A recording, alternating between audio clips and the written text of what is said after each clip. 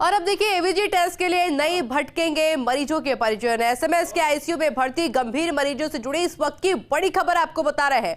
First India की खबर पर एसीएस मेडिकल शुभ्रा सिंह ने प्रसंज्ञान लिया।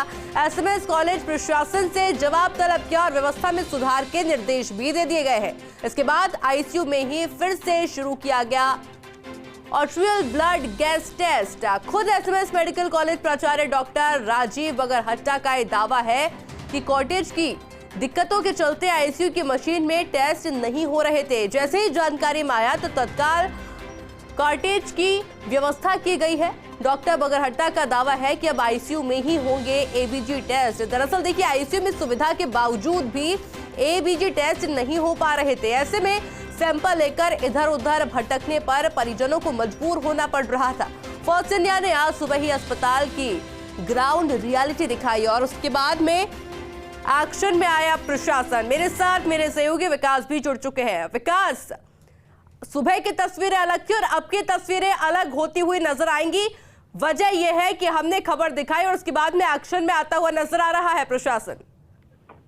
देखिए बिल्कुल जिस तरह से आज सुबह फर्स्ट इंडिया ने प्रमुखता से इस बात को उठाया था और साथ में ये भी कहा था कि मरीजों को किस तरह की दिक्कतें आ रही है उसके बारे में पूरी जानकारी जो है वो बताई थी। और इसी के बाद अब जाकर के जो अस्पताल प्रशासन है उन्होंने व्यवस्था में सुधार किया है। व्यवस्था में सुधार के साथ ही वो जो टेस्ट बंद कर दिए गए थे जो कि पिछले 3 महीने से बंद चले थे उन टेस्टों को फिर से शुरू करने के लिए आईसीयू के अंदर ही मरीजों को टेस्ट मिले उसके आदेश जो है वो जारी किए गए हैं। साथ में उसकी व्यवस्था भी शुरू कर दी है। मैं आपको अपडेट कर दूं, दोपहर तक सभी आईसीयू के अंदर ये व्यवस्था शुरू हो गई कि वहीं पर ही जो टेस्ट है वो शुरू हो गया, जो कि एक बड़ी बात है। और जो हमने फर्स्ट इंडिया ने प्रमुखता से ये मामला उठाया था, रोजाना 100 से 150 की संख्या में मरीज है वो आईसीयू में गंभीर श्रेणी के मरीज थे वो परेशान हो रहे थे। मैं आपको अपडेट कर दूं, एबीजी टेस्ट एक ऐसा टेस्ट है जो कि आईसीयू में भर्ती प्रत्येक मरीज के लिए बहुत जरूरी होता है। एक एक मरीज को 2 से 3 बार इस तरह का टेस्ट कराना पड़ता है जो कि ब्लड के अंदर ऑक्सीजन की मात्रा का पता लगाता है।